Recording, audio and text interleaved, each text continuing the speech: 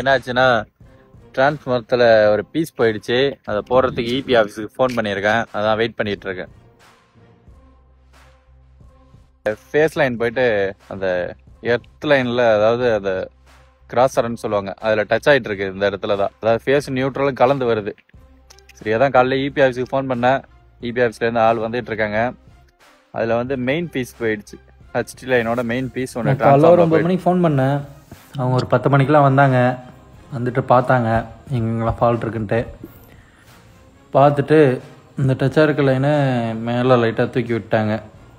Transformer of பண்ணிவிட்டு ஒருத்தர் மட்டும் மேலே ஏறி பீஸ் போட்டார். இன்னொருத்தர் வந்து சைடில் ஒரு மரம் வந்து டச் ஆகிட்டு இருந்தது லைனில். அந்த கிளையெல்லாம் கழிச்சிட்டு வந்து ட்ரான்ஸ்ஃபார்மர் ஆன் பண்ணிட்டாங்க. அவ்வளோதான் friends. Bye bye. See you tomorrow with a new video.